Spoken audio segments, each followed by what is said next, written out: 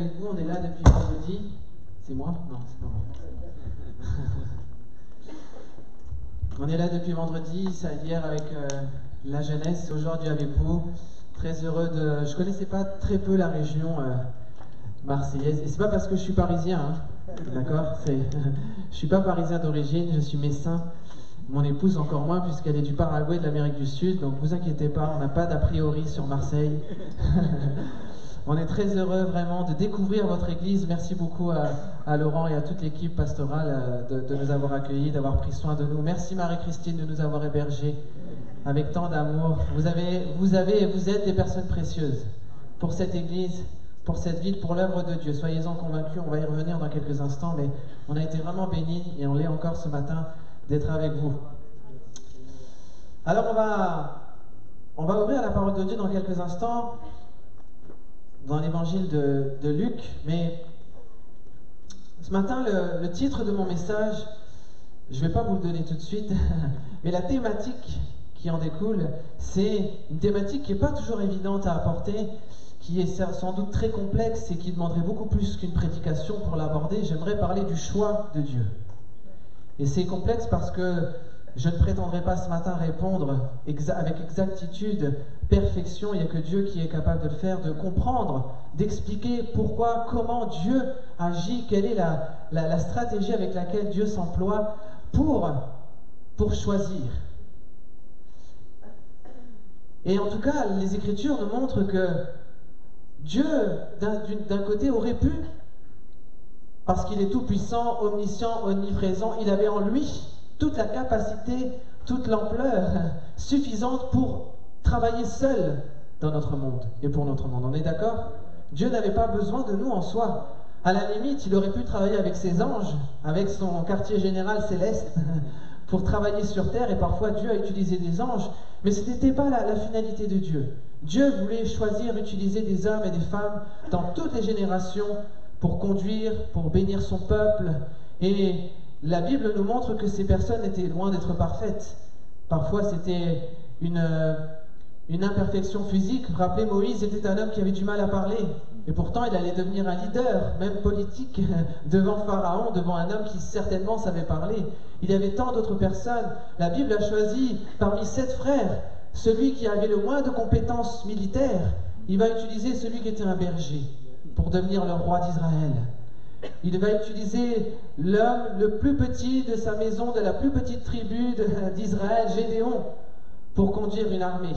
C'est parfois troublant même, les choix du Seigneur. Mais en tout cas, Dieu a choisi des hommes tout au long des Écritures, dans l'Ancien Testament, dans le Nouveau. Dieu a suscité des disciples et des apôtres, on va le voir dans quelques instants. Et puis encore aujourd'hui, dans l'Église, Dieu suscite dans notre génération, dans notre mouvement, dans notre Église, des personnes qu'il capacite pour pouvoir les utiliser. Et ça, c'est une réalité. Et Dieu a choisi des personnes à qui il a donné des dons particuliers, parfois pour le chant, pour l'enseignement, pour la prédication, pour l'évangélisation, pour les arts, pour toutes sortes de choses qui permettent de servir le royaume de Dieu. Et c'est vrai, force est de constater que certains des choix de Dieu nous surprennent. Que ce soit dans la Bible, je l'ai dit, mais même parmi nous, au milieu de nous, même pour nous-mêmes, les choix de Dieu peuvent nous surprendre. Et il serait prétentieux, je le répète, de prétendre comprendre et expliquer tous les choix de Dieu. Mais ce matin, j'aimerais zoomer un petit peu sur deux choix de personnes qui ont attiré mon attention, sur lesquels j'aimerais m'arrêter ce matin. Et ils sont ce que j'appelle, pardonnez-moi ce défaut de grammaire, de conjugaison, ils sont le 12e disciple. J'aimerais voir avec vous ces deux hommes qui vont prendre successivement la 12e place. La première, nous savons, et c'est un homme avec lequel on a beaucoup de mal, c'est Judas. Et le second, c'est Matthias. Et comprendre à travers la vie de ces deux hommes, comprendre un petit peu pourquoi et comment Dieu travaille dans ses choix. Alors on va commencer tout de suite, on va aller dans Luc 6, mais c'est vrai que parler de Judas, c'est pas conventionnel. Et même pour les prédicateurs, c'est pas forcément les sujets de prédication qui plaisent le plus. Parler de Judas, il y a forcément naturellement une connotation très négative, très péjorative, d'accord? Pour nous, Judas est finalement l'homme qui a trahi Jésus. C'est tout. C'est tout ce qu'on résume, c'est ce qu'il en ressort et c'est aussi la réalité. Mais vous savez, c'est ce qu'on va voir dans quelques instants, même à travers un choix qui peut paraître surprenant, même une erreur de casting, eh bien Dieu veut nous enseigner quelque chose pour nous. Alors qu'en est-il du choix de Dieu par rapport à Judas? Allons dans l'évangile de Luc 6, on va juste voir comment s'est passée cette élection, si je puis dire. Luc 6, verset 12, pardon. On est là au début du ministère de Jésus. Je vous laisse chercher si vous voulez, Luc 6, verset 12. En ce temps-là, Jésus se rendit sur la montagne pour prier. Et il passa toute la nuit à prier Dieu. Quand le jour parut, il appela ses disciples et il en choisit 12, auxquels il donna le nom d'apôtres. Simon, qu'il nomma Pierre, André, son frère, Jacques, Jean, Philippe, Barthélemy, Matthieu, Thomas, Jacques, fils d'Alphée, Simon, appelé le Zélote, Jude, fils de Jacques, et Judas Iscariote, qui devint traître. Voilà les 12. Et Judas, il est dit qu'il devint traître, mais à ce moment-là, il n'a pas une étiquette sur son front qui dit qu'il est traître, d'accord? Il est choisi de la même manière, et c'est important de voir parce que, au regard de ce qu'on vient de lire, on ne peut pas dire, pardonnez-moi l'expression, que Jésus a précipité son choix. Que Jésus est allé comme ça un petit peu au feeling ou sous une espèce d'inspiration, comme ça, choisir des hommes le long du chemin, au bord d'un lac qui est en train de pêcher, etc. Non, la Bible nous dit que Jésus va prier toute la nuit. Pourtant, on pourrait dire s'il y avait bien quelqu'un qui n'avait pas besoin de prier pour choisir, c'était Jésus. Mais Dieu nous montre, la parole de Dieu nous montre que Jésus va prendre toute la nuit pour prier, et quand il va choisir, le jour va se lever, son choix va être volontaire. Jésus-Christ va choisir des hommes pour devenir ses disciples. Alors on peut être surpris quand on connaît la suite de l'histoire de dire, mais Seigneur, pourquoi toi qui es Dieu, toi qui connaissais tout, tu allais choisir un homme que tu savais déjà qu'il allait devenir un traître? Si moi j'avais eu la capacité de voir l'avenir, j'aurais pas choisi quelqu'un qui allait me trahir, j'allais choisir quelqu'un avec qui j'allais pouvoir avancer, qui allait vraiment être de mon côté, et pas quelqu'un qui allait me faire du mal. Et c'est vrai que quand on regarde plus précisément Judas, on se dit, mais il n'y a rien qui allait dans le bon sens. La Bible nous dit que la Bible révèle que Judas était incrédule. Judas ne croyait pas fondamentalement en Jésus.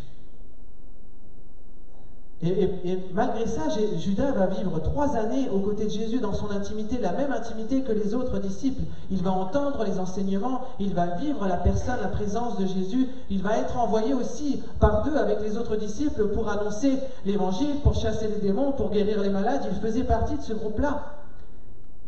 Et voyez-vous, certainement Judas, comme d'autres, ne voyait en Jésus uniquement que le Messie d'Israël, c'est-à-dire celui qui allait les libérer des Romains. Il ne voyait pas plus loin. Il voyait simplement celui qui avait une puissance corporelle sur les éléments, une puissance politique. Il imaginait seulement cela. Mais avec le temps, sans doute, et quand Jésus a laissé comprendre, entendre qu'il n'était pas venu pour ça, sans doute que Judas va être déçu, parce qu'il s'attendait à un homme sur un cheval avec une armée pour combattre les Romains et puis rétablir le règne sur Israël, parce que c'est ce que la loi disait aussi. Et dans son cœur, finalement, son cœur était si fermé, si indisposé qu'il n'arriva pas à percevoir, à comprendre et à vivre la vérité de la présence de Dieu, le pourquoi Jésus était présent. Judas et Jésus savaient que le cœur de Judas n'était pas bon. Si vous continuez, si vous allez dans Jean 6, 64, il dit « Mais il y en est parmi vous quelques-uns qui ne croient point. » Car Jésus savait dès le commencement qui étaient ceux qui ne croyaient point et qui étaient ceux qui le livreraient. Celui qui le livrerait, pardon. Et puis au verset un peu plus tard, 71, il dit « Il parlait de Judas Iscariote. » C'est une réalité. Judas ne croyait pas en Jésus comme celui qui avait les paroles de la vie éternelle. Judas ne croyait pas que Jésus pouvait pardonner les péchés. Et sa finalité va le prouver aussi, malheureusement. Jésus ne pouvait pas être celui qui allait pouvoir rétablir Israël. Quelle déception, sans doute, dans le cœur de cet homme. Judas aussi, un autre élément, Judas était avide. Judas aimait l'argent. Et c'est là où on se dit, mais Seigneur, tu l'as mis à cette place-là. Tu lui as donné la bourse, c'est lui qui gérait l'argent. Et vous vous rappelez cette histoire quand Marie, c'est Jean 12, quand Marie va mettre du parfum, répandre du parfum sur Jésus, lui, il va bondir. mais pas dans le bon sens du terme, pour dire mais pourquoi est-ce qu'on n'a pas vendu ce parfum, on aurait pu le donner aux pauvres. Mais la Bible nous dit aussi qu'il s'en fichait des pauvres, qu'il ne se souciait pas d'eux, mais parce qu'il était voleur et qu'il prenait l'argent dans la bourse. Mais cet homme-là faisait partie des disciples. Cet homme-là avait été choisi par Jésus. Et pourtant cet homme-là, et l'avidité qui était dans le cœur de cet homme pour l'argent va aller si fort, si en profondeur, que pour 30 deniers, 30 pièces d'argent, il va trahir son maître. L'amour pour l'argent et son incrédulité en Jésus était telle qu'il va être capable d'aller le trahir. Et par là, c'est la finalité finalement de Judas. Il ne croyait finalement que dans la mort de Jésus. Il ne croyait en rien d'autre pour cet homme, pour notre Seigneur.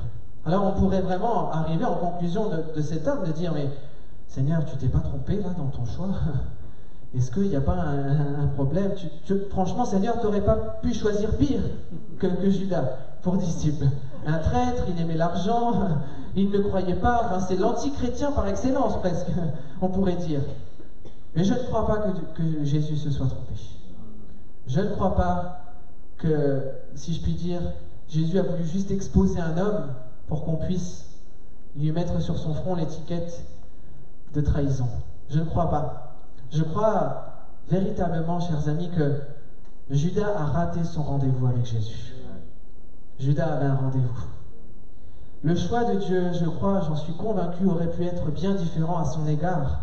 Et lui aussi aurait pu devenir ce que la Bible appelle les pères de l'Église.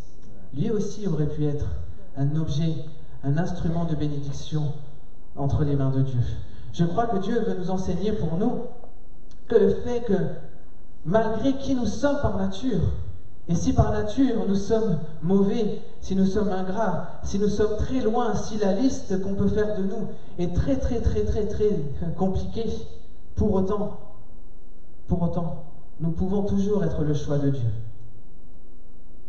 Et pour avoir un avenir différent, ce n'est pas que Dieu veut nous utiliser tels que nous sommes et rester tels que nous sommes, mais vous savez, ce que nous sommes n'est pas une limite pour le Seigneur. Aussi corrompus nous avons pu être, pardonnez-moi les termes forts, aussi pourris parfois dans notre cœur, dans notre nature, on a pu être très éloignés de Dieu. Pourtant, Dieu jamais ne se dit, et je ne crois pas qu'il ne se l'ait dit pour Judas aussi, il a dit, bon, c'est une cause perdue. Je vais faire plaisir, j'ai besoin d'un 12e homme, là, je vais l'utiliser, mais je ne pourrai pas faire grand-chose. C'est faux. Jésus aurait pu faire quelque chose d'extraordinaire, même dans la dureté de cet homme. Il aurait pu changer le cœur de cet homme. Et oui, c'est vrai, la dureté du cœur de Judas était telle que, d'une certaine manière et en finalité, parce que lui n'a pas voulu changer, malheureusement, il devint le choix de Dieu pour que les Écritures s'accomplissent. C'est ce que nous dit Jean 17. « Lorsque j'étais avec vous dans le monde, je l'ai gardé en ton nom. J'ai gardé ceux que tu m'as donnés, et aucun d'eux ne s'est perdu, sinon le fils de la perdition, afin que l'Écriture fût accomplie. » Et malheureusement, à cet instant, on peut donner un nom à ce fils de la perdition. C'est Judas. Mais ce nom aurait peut-être été autre. Et Judas aurait peut-être eu un autre nom, une autre destinée, si lui avait décidé de changer ce que sa nature aurait voulu faire de lui. Ça, c'est ce que Dieu aurait voulu faire. Et vous savez, même après la trahison, ça c'est extraordinaire avec le Seigneur. Parce que même si Judas avait trahi, cloué Jésus d'une certaine manière, et s'était repenti de ce qu'il avait fait, je crois que Jésus aurait eu la même attitude qu'il a eu avec Pierre, parce que Pierre va trahir aussi son maître. Pierre va renier Jésus, et vous savez qu'aux yeux de Dieu, la différence est infime. Pour nous, on met des différences, mais pour Dieu, Jésus à la croix, il était tout seul, il y avait juste Jean, ce petit Jean là, qui était là, et tous les autres l'avaient abandonné. Et Pierre a eu le courage, le cœur, la rédemption dans son cœur, de se repentir de ses péchés, de revenir à Jésus. Alléluia. Judas ne l'a pas fait. Et malheureusement, la fin tragique de cet homme nous laisse penser et me laisse dire ce matin, mais quel gâchis pour cet homme, qui aurait pu véritablement, avec l'opportunité qu'il a eue, il aurait pu devenir un homme, parce que Jésus-Christ l'avait choisi. Jésus-Christ l'avait choisi. Ça, c'est pour Judas. Alors maintenant, on avance, Judas n'est plus, ils ne sont plus que 11. Et on l'a dit, c'est un choix très complexe et très paradoxal de la part de Jésus d'avoir choisi cet homme. On va y revenir tout à l'heure parce qu'on parlera de nous aussi. Mais venons quelques instants au deuxième choix celui qui va devenir le remplaçant de Judas, Matthias. Vous pouvez aller avec moi dans Acte 1. Allez-y, comme ça je vois si tout le monde est toujours réveillé. Acte 1, verset 20. C'est peu de temps, hein, peu de temps après la résurrection de notre Seigneur. Acte 1, verset 20 à 26, on va lire. Et justement, il est sous-entendu mentionné Judas dans ce passage. Or, il est écrit dans le livre des psaumes que sa demeure devienne déserte, et que personne ne l'habite, et qu'un autre prenne sa charge. Il faut donc que parmi ceux qui ont accompagné tout le temps que le Seigneur Jésus a vécu avec nous, depuis le baptême de Jean jusqu'au jour où il a été enlevé du milieu de nous, il y en ait un qui nous soit associé comme témoin de la résurrection. Ils en présentèrent deux. Ah, c'est déjà plus complexe, ils étaient deux. Hein. Joseph, appelé Barsabas, surnommé Justus, et Matthias. Puis ils firent cette prière. Seigneur, toi qui connais les cœurs de tous, désigne lequel de ces deux tu as choisi, afin qu'il ait part à ce ministère et à cet apostolat, que Judas a abandonné pour aller en son lieu. Ils tirèrent au sort, et le sort tomba sur Matthias, qui fut associé aux 11 apôtres. Ça y est, la 12e place vacante était revenue. Alors c'est vrai, j'imagine, hein, pas évident de devenir le remplaçant de Judas. Je pense que cette place avait laissé une certaine empreinte, et peut-être que, je ne sais pas, par superstition, je ne sais quoi ce qu'il pouvait avoir dans le cœur des hommes, mais peut-être que bon nombre aurait pu dire « Oh non, non, moi je ne veux pas cette place, moi je veux pas être catalogué au même rang, là, non, non, je ne veux pas être la pièce rapportée des disciples. » On pourrait être tenté de comparer les deux hommes, mais non. Pas évident peut-être pour cet homme Matthias, pour lui-même, d'intégrer cette équipe qui existait déjà depuis 3 ans. Depuis 3 années, cette équipe était soudée. Alors c'est vrai, le texte nous dit qu'il y avait certaines conditions. Il fallait avoir accompagné les disciples, donc pas avoir été très loin, et puis avoir été témoin de la résurrection. Ça, c'était la condition. Mais quand même, on peut dire que Matthias n'avait pas bénéficié de la même intimité avec le Seigneur qu'avait pu l'avoir Judas. Il n'avait pas été au bénéfice de la même présence des enseignements. Il était peut-être plus dans l'aspect public, mais dans l'aspect privé, dans la sphère privée de Jésus, il n'avait pas connu ça. Et puis, finalement, on ne connaît pas cet homme. Il est mentionné juste dans ce passage. On n'en entend pas parler avant, et on n'en entend plus expressément parler après, explicitement. C'est le seul verset où vous entendez le nom Matthias. Et qui était-il? D'où venait-il? Quel était son CV, ses expériences? Parce que nous, humains, c'est un petit peu ce qu'on fait, on va voir tout à l'heure, mais bon, en tout cas, c'est vrai que la manière avec laquelle il va être choisi aussi peut nous laisser perplexes. Parce qu'on ne le connaît pas, on ne sait pas d'où il vient, il n'a pas vraiment connu la même intimité. Et puis, la Bible nous montre que la manière avec laquelle ils vont le choisir est un petit peu surprenante, puisqu'il va être tiré au sort. Et là, en bon chrétien que nous sommes, on se dit tiré au sort, Seigneur, c'est pas super quoi. Alors ils ont prié quand même, ils ont prié, il nous est dit avant. Mais c'est pas comme Jésus, ils n'ont pas prié toute la nuit sur une montagne, ils n'ont pas jeûné, ils ont prié un instant, on a presque l'impression que c'est très à la va-vite, et puis ils ont tiré au sort. Et puis c'est une chance sur 2. Le pauvre Joseph, il est rentré chez lui, et puis c'est lui, Matthias, qui est élu. Et on peut se dire, Seigneur, c'est pas très spirituel de choisir comme ça. Mais vous conviendrez avec moi que, bien que cette méthode peut nous sembler surprenante, voire même remise en cause, il n'est nullement dit que Dieu va réprouver la manière avec laquelle ça va être fait. D'autant plus que c'était une pratique qui se faisait dans l'Ancien Testament. C'est une habitude qu'avait le peuple d'Israël de choisir par le sort, et sans doute qu'aujourd'hui l'image que nous avons est beaucoup plus péjorative, négative, qu'elle ne l'était à l'époque. Mais c'est quand même surprenant. Et c'est en tout cas la dernière fois, je vous rassure, c'est la dernière fois dans les Écritures que ce tirage au sort va avoir lieu. Sans doute parce qu'il va se passer un événement extraordinaire après, puisque le Saint-Esprit va venir. Et c'est le Saint-Esprit, vous connaissez Acte 13, il va dire « Mettez-moi à part, Paul et Barnabas ». C'est le Saint-Esprit qui va faire ce rôle-là de communicateur entre Dieu et les hommes pour faciliter les décisions, si je puis dire. Mais bon, à ce moment-là, on a presque l'impression qu'on n'a pas laissé le choix à Matthias. J'ai dit, écoute, le sort est tombé sur toi, on ne sait pas qui tu es, mais bon, apparemment, tu as un bon témoignage, tu vas être le 12e disciple, le 12e apôtre. Bon. Et d'autres, et là, prenez bien le contexte, d'autres auraient pu se dire, on va peut-être attendre un petit peu. On va peut-être laisser finalement à 11 ou 12, bon, c'est pas ça qui va changer les choses, on aurait pu quand même avancer. Surtout que, quelques temps plus tard, s'ils avaient attendu, nous on se dirait, mais s'ils avaient attendu, ils auraient pu attendre un autre homme qui, lui, allait être un sacré gaillard. Paul. Alors lui, il avait vraiment la place pour être le 12e apôtre. Franchement.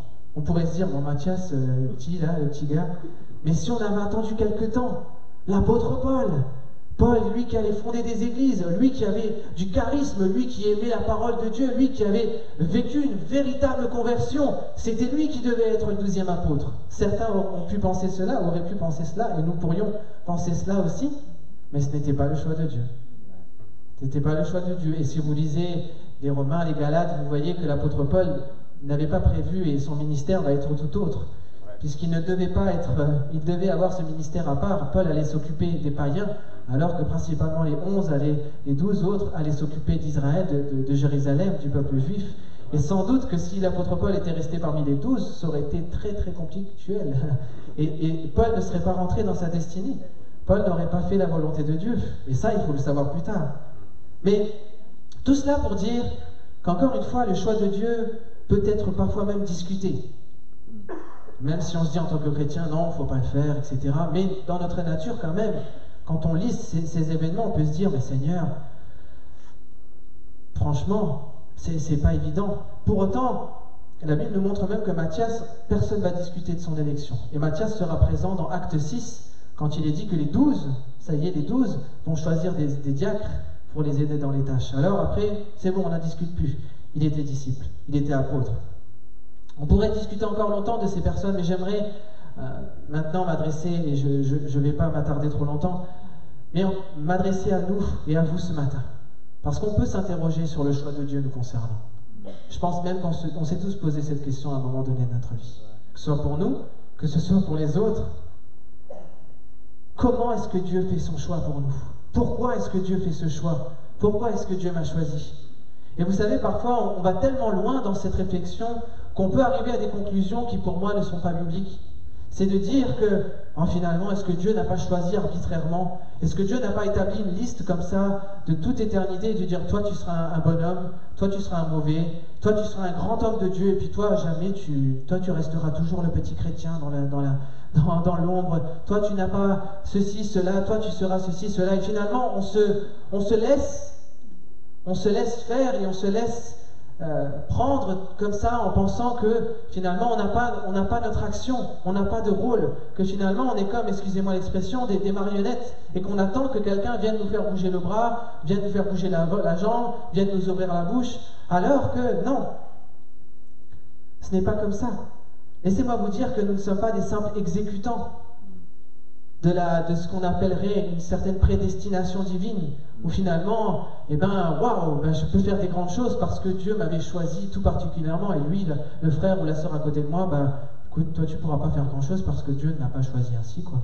Désolé, c'est comme ça, c'est le sort qui m'a choisi, toi t'as pas été choisi pour ça. On pourrait parfois être tenté de penser ainsi, alors que c'est faux.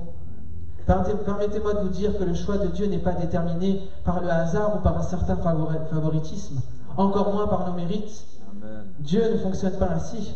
Alléluia. Certains iraient même jusqu'à penser que Dieu a choisi des hommes pour être sauvés, et d'autres, de toute façon, ça ne sert à rien de les évangéliser puisqu'ils sont perdus. Alors que la Bible nous dit que Dieu veut que tous les hommes soient sauvés. Alléluia.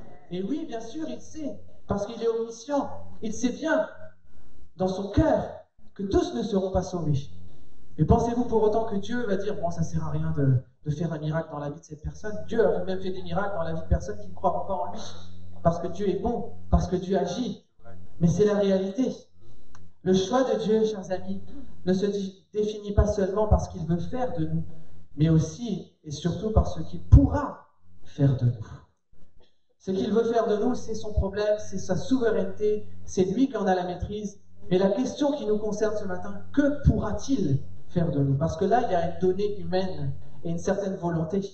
Parce qu'on peut, et c'est surprenant, empêcher même Dieu de faire quelque chose en nous. C'est ce qui s'est passé pour Judas.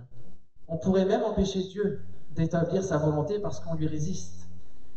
Et maintenant, c'est vrai, il n'est pas évident pour nous de nous projeter dans les choix de Dieu. Quand on pense à nous, quand on pense à des personnes, ça nous est tous arrivé de le faire, hein, de dire Seigneur, mais tu connais vraiment cette personne? Seigneur, est-ce que tu connais son témoignage? Tu connais sa vie, sa famille, ses enfants? Et ça, on aime hein, parfois. Hein. La médisance, etc., etc. Regardez la paille qui est dans l'œil de notre frère, de notre sœur, alors qu'on oublie de regarder la poutre qui est dans la nôtre. Ça nous arrive tous, hein, même moi, même nous, pasteurs, on est tous à la même enseigne. On a tous ce mauvais penchant de dire, mais Seigneur, franchement, tu connais pas sa vie. Si moi j'étais à ta place, je ne choisirais pas cette personne, Seigneur. Parce que c'est sûr, ça va mal se terminer, Seigneur. Ça va mal se passer. Et que dire de nous-mêmes? Que dire de toi-même aujourd'hui? Tu es là, tu as peut-être donné ta vie à Jésus, mais dans ton cœur, il y a comme une résistance. Parce que oui, tu es conscient que Jésus a tout donné pour toi, mais finalement, tu arrives à te dire, Seigneur, franchement, je ne suis pas fait pour faire ça.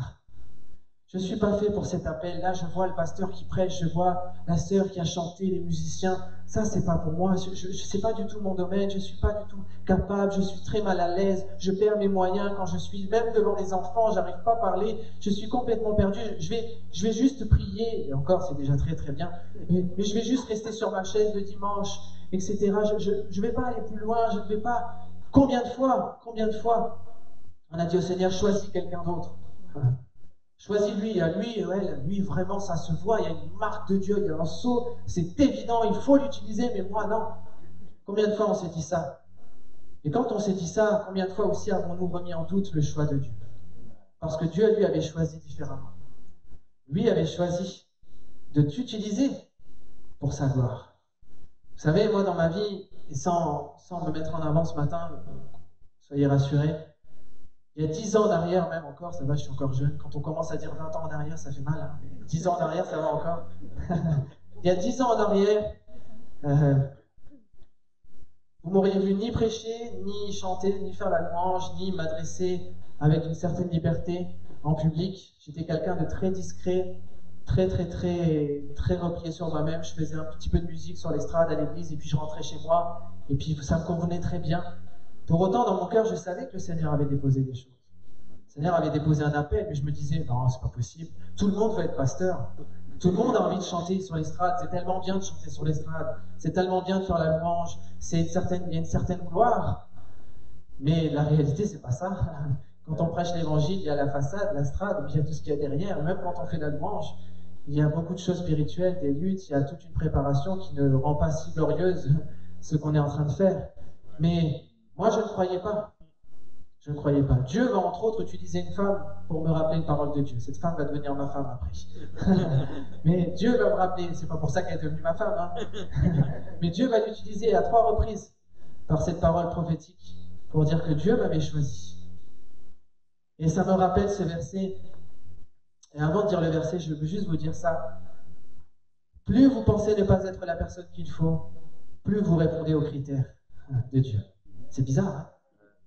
Mais plus vous vous sentez non éligible par Dieu, alors il y a de grandes chances que Dieu veuille vous choisir. Et par là, plus vous vous dites, moi je peux, moi je vais, et moins Dieu va avoir envie de vous utiliser. Mais je vais garder le bon sens ce matin, parce que naturellement c'est plus ça, je le crois. On a plus tendance à se rabaisser, à se dire, mais qu'est-ce que je suis moi? Qu'est-ce que je peux faire? Alors sois sûr que le regard du Seigneur se porte tout particulièrement sur toi. Parce que c'est ce que la Bible nous dit dans 1 Corinthiens 1, 26. Considérez, frères, que parmi vous qui avez été appelés, il n'y a ni beaucoup de sages selon la chair, ni beaucoup de puissants, ni beaucoup de nobles. Mais Dieu a choisi les choses folles du monde. Si on a dit que tu étais fou, ben sois rassuré, tu es dans la liste du Seigneur. Il a choisi les choses folles du monde pour confondre les sages. Dieu a choisi les choses faibles du monde pour confondre les fortes. Dieu a choisi les choses viles du monde, insignifiantes, imparfaites, celles qu'on méprise, celles qui ne sont point, pour réduire à néant celles qui sont, afin que nulle chair ne se glorifie devant Dieu. Voilà comment Dieu choisit. Et j'insiste ça ce matin parce que ça va complètement à l'inverse de notre monde. Ça va complètement à l'inverse de notre société. Notre société, je l'ai dit, choisit une compétence, choisit une expérience, choisit du concret, Elle dit, ben moi j'ai un diplôme de ceci, cela, j'ai un double master, un triple, un doctorat, etc. J'ai tel ou tel, j'ai 20 ans d'expérience dans une grande société. Ah oui, c'est bien, venez avec nous, on a besoin de vous. C'est pas comme ça que Dieu choisit. Dieu choisit aussi, bien sûr, des personnes, je le crois, avec des grandes compétences, avec beaucoup d'intelligence, beaucoup de savoir, c'est évident. Et Dieu veut le faire aussi. Mais j'aimerais nous rassurer aujourd'hui que sur le choix de Dieu, on est tous à la même enseigne. Que Dieu ne choisit pas des capacités seulement. Dieu est capable de capaciter des personnes qui ne le sont pas. Dieu cherche un cœur. Dieu cherche une attitude de cœur.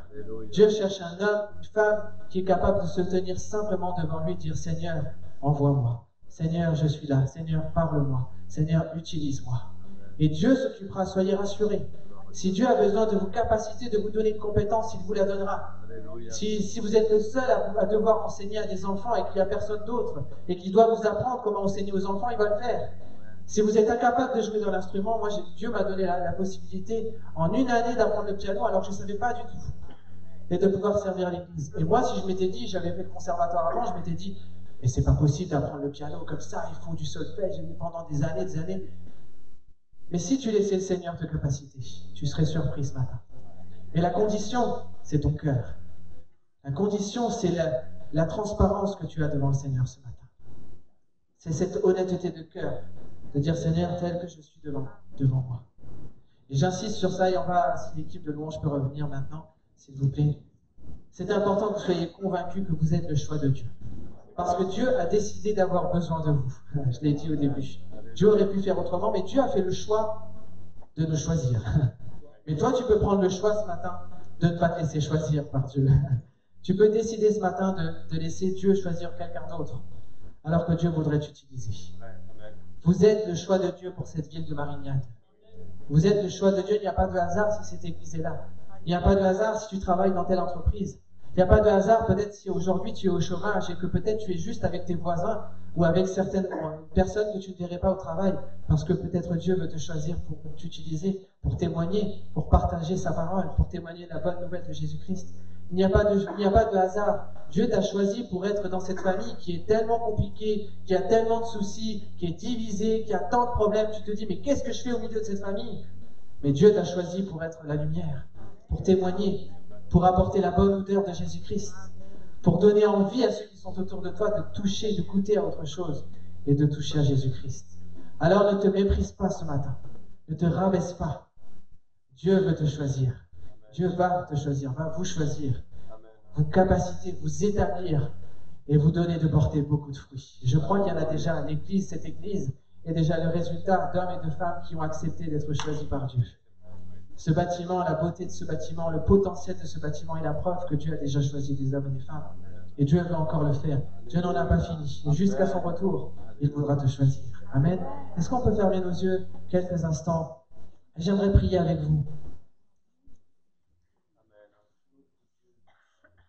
J'aimerais simplement que chacun, je ne sais pas, peut-être que ce matin, des personnes découvrent la foi. Vous êtes peut-être là pour la première fois.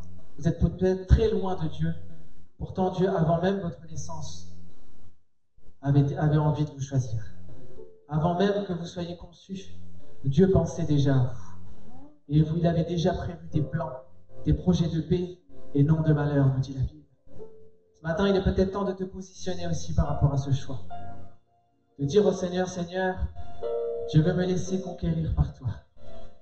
Je veux me laisser séduire par ta beauté, par ton plan. Ce matin, il est peut-être temps que tu dises au Seigneur, Seigneur, même si je me sens incapable, j'accepte. J'accepte que tu veuilles m'utiliser. J'accepte que tu m'aies choisi pour pouvoir toucher ce monde, pour pouvoir toucher ma génération. Que tu sois jeune, que tu sois vieux. Peut-être tu as donné ta vie il y a quelques années, tu te dis, mais il ne me reste pas beaucoup à faire et j'ai pas beaucoup de force, j'ai pas beaucoup de compétences et je ne sais pas encore combien de temps je vais vivre. Je ne sais pas. Mais c'est suffisant pour que Dieu puisse t'utiliser. Tant qu'il y a du souffle de vie en toi, Dieu peut t'utiliser. Parfois juste pour prier, pour intercéder pour ceux qui iront dehors. Parfois juste pour encourager, pour prendre quelqu'un dans tes bras. Juste pour lui dire Dieu t'aime. Juste parfois pour lui faire un sourire. Dieu veut t'utiliser. Dieu veut t'utiliser, toi qui es jeune, vous qui êtes jeune, vous qui avez plein de force, pour pouvoir toucher votre génération, ceux qui s'éloignent de plus en plus. Dieu t'a déjà choisi, il t'a élu. Même si tu luttes parfois avec des choses dans ta vie, Dieu t'a choisi, Dieu veut façonner ton cœur pour bénir cette génération. Alors ce matin, j'aimerais faire cet appel, on garde les yeux fermés. Est-ce que quelqu'un veut répondre à Jésus ce matin? Dire Seigneur, oui, j'accepte d'être ton choix. J'accepte Seigneur d'avancer avec toi. Est-ce que quelqu'un en toute simplicité veut se mettre debout? Dire Seigneur, je me lève. Je me lève pour que tu me prennes. Je me lève pour que tu m'utilises. C'est devant Dieu que vous vous levez. C'est devant Dieu que vous êtes en train de le faire. Amen. Alléluia. Alléluia. Gardons les yeux fermés. Ne regardez pas ce qui se passe autour de vous. Concentrez-vous sur vous-même. Et posez-vous la question ce matin. J'ai besoin que tu me rassures. Je suis le choix de Dieu. Je suis le choix de Dieu pour ma génération, pour ma famille, pour mon église. Alléluia. Et quand vous vous levez, soyez rassurés que Dieu se lève aussi pour vous. Que Dieu se lève pour vous donner les compétences. Dieu se lève pour guérir votre cœur. Dieu se lève pour restaurer ce qui a besoin, ce qui vous empêcherait d'être efficace. Dieu se lève, on l'a entendu ce matin, pour faire de toi un homme, une femme qui se lève dans l'armée de Dieu, pour combattre dans le monde spirituel, qui se lève pour sa génération. Alléluia, je termine. Je lance une dernière fois cet appel. Lève-toi pour répondre au choix de Dieu pour ta vie. Alléluia. Merci Seigneur. Amen. Seigneur Jésus, merci parce que, Seigneur, toi, tu as choisi de quitter ton ciel de gloire pour venir jusqu'à nous. Toi, Seigneur, conscient, Seigneur, de ce qui allait arriver, tu as pris la décision de venir pour nous. Et Seigneur, ce matin, tu vois, mes bien-aimés, mes amis qui sont là, debout devant toi, qui décident par cet acte de foi d'accepter qu'ils sont le choix de Dieu, qu'ils sont ton choix pour leur vie, pour leur famille, pour leur génération, pour cette église, pour cette ville, pour cette région de Marseille. Seigneur Jésus, je te prie maintenant de les rassurer d'abord. Je te prie, Seigneur, de venir les consoler, de les restaurer, de les animer de foi. Seigneur, de leur donner de croire à nouveau dans ce qu'ils sont en toi. Seigneur, je te prie, Seigneur, s'il faut ce matin, de donner une nouvelle identité à quelqu'un qui ne te connaît pas. Seigneur, quelqu'un qui ne t'a pas encore accepté. Seigneur, que ce matin, il puisse avoir l'assurance qu'avant même tout ce qu'il fasse, avant même ses péchés, avant même d'être la pire des personnes, toi, tu avais déjà ton regard posé sur lui, sur elle. Seigneur, pour qu'il devienne l'ambassadeur de Jésus-Christ. Seigneur Jésus, merci de réconforter. Merci de rassurer. Peut-être, Seigneur, ce matin, merci de donner ces appels, Seigneur. D'appeler au ministère, de rassurer, de conforter un appel que tu as donné peut-être à quelqu'un ce matin. Merci Jésus pour l'œuvre que tu fais maintenant dans les vies. Nous croyons et nous déclarons, Seigneur Jésus, et nous sommes fiers de pouvoir servir un Dieu comme toi. Nous sommes heureux, Seigneur, ce matin, de nous lever pour servir Jésus-Christ. Nous sommes heureux d'être appelés des fils et des filles du Dieu vivant, parce que les choses anciennes sont passées, toutes choses sont venues nouvelles. Seigneur, merci de nous avoir choisis. Merci d'avoir tout misé sur nous. Merci Seigneur d'avoir été jusqu'à donner ta vie pour nous, parce que je le crois, ça en valait la peine. Seigneur, parce que tu veux véritablement nous utiliser. Merci Père de bénir cette église, de bénir ses pasteurs, de bénir Seigneur son avenir. Seigneur, de te servir d'elle encore, pour bénir. Seigneur, pour que les ténèbres reculent dans cette ville, dans cette région de Marseille. Seigneur, et que pour l'œuvre de Jésus-Christ continue d'avancer. Te prions pour une percée spirituelle à travers ces hommes et ces femmes, à travers ces pasteurs, à travers ces leaders de louange, à travers ceux qui enseignent les enfants. Seigneur, te prions, Seigneur, pour un impact puissant du Saint-Esprit à travers ces hommes et ces femmes, dans cette région, dans cette ville. Merci Père pour ce que tu fais. Amen. Alléluia.